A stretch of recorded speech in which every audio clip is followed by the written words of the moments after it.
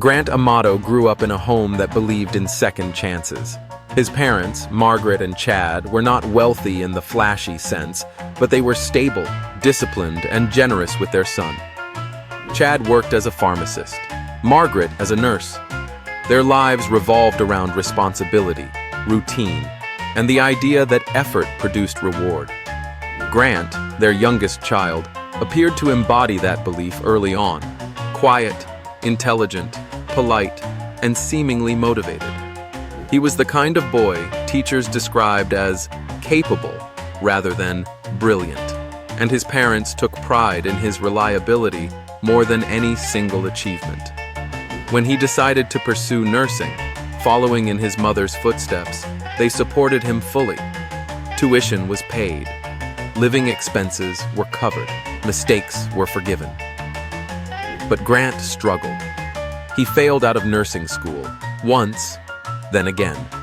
Each failure came with explanations: stress, anxiety, the wrong program, bad timing. His parents accepted every explanation. They believed setbacks were temporary, not defining. The real fracture began quietly, online. Grant discovered a foreign webcam site where performers streamed live video content in exchange for tips and private chats. Among them was a woman he became fixated on. The relationship existed entirely on his screen, but to Grant it felt deeply personal. He sent money constantly, small amounts at first, then larger ones. When he ran out of his own savings, he borrowed. When borrowing wasn't enough, he stole. Over time, Grant siphoned more than $200,000 from his family: credit cards, bank transfers, retirement accounts. He told himself it was temporary, that he would repay it, that this woman needed him, that love justified sacrifice. Eventually, the truth surfaced. His parents discovered the missing money and confronted him. This time, there was no room for gentle forgiveness. They demanded accountability. Grant was forced into a rehabilitation program for internet addiction and compulsive behavior. His access to finances was cut off. His parents made it clear the money was gone, but the trust was shattered. When Grant returned home, he was no longer the boy who could quietly fail and be rescued. He was watched. His parents controlled his movements, his spending, his future. They told him he could stay, but only if he rebuilt his life honestly. No more lies, no more online obsession, no more money. To Grant, this felt like suffocation. The woman online had cut off contact when the money stopped. The fantasy that had consumed him vanished overnight. What remained was humiliation, dependency, and the unbearable reality of being an adult man living under his parents' supervision. And beneath that reality grew something darker: resentment. Grant began to see his parents not as saviors, but as obstacles. The morning of the murders began without drama. There were no raised voices, no neighbors calling police, no visible signs of what was about to happen. Inside the Amato home, routine moved forward. Coffee brewed, doors opened and closed, footsteps passed in hallways that had held a family for decades. Grant had planned carefully. He retrieved a handgun from the house safe, one he knew how to access. He waited. When his brother Cody returned home, Grant shot him multiple times.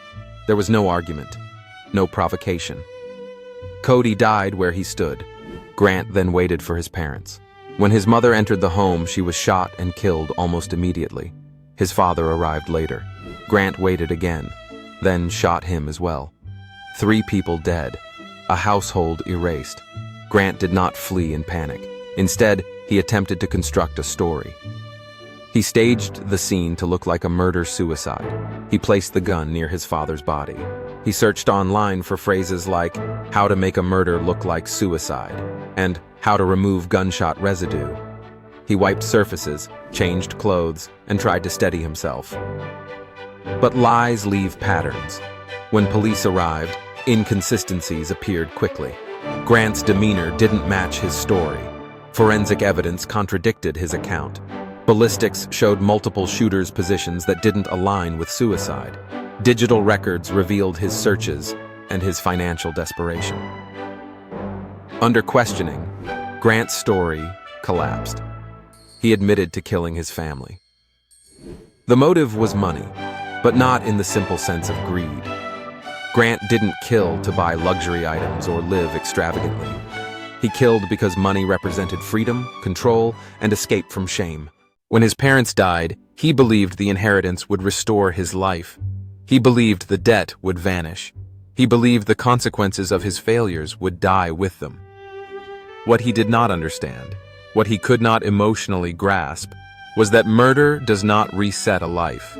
It annihilates it. Prosecutors laid out a clear, methodical case: financial records, online searches, forensic timelines, and Grant's own confession. There was no claim of self-defense, no sudden rage. This was premeditated, deliberate, and driven by entitlement. The defense attempted to emphasize mental health struggles, addiction, and emotional dependency. They did not deny the killings. They asked the court to see Grant as broken rather than evil. The jury rejected leniency. Grant Amato was sentenced to life in prison without parole. There would be no inheritance, no redemption arc, no return to the fantasy he had destroyed his family for.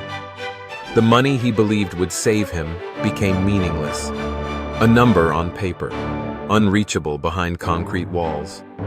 For those left behind, the loss was permanent. Friends of the family described Margaret and Chad as generous to a fault, people who believed love meant never giving up. Cody was remembered as kind, hard-working, and protective of his parents. Their deaths were not just a tragedy, but a warning. Unconditional support without accountability can turn into quiet disaster. Grant now lives with the full weight of what he did. In interviews and statements, he has spoken of regret, but regret cannot restore lives. It cannot erase the moment he chose money over humanity. It cannot undo the realization that his parents' control was not cruelty, but love expressed through limits. This case is not just about murder. It is about entitlement, obsession, and the dangerous belief that money can fix moral collapse. It is about how shame, when left unaddressed, can rot into resentment. And it is about how fantasies, especially those fueled by money and online illusion, can override empathy entirely. Grant Amato did not kill because he had no choice. He killed because he believed he deserved more than the people who gave him everything, and that belief cost him everything in return.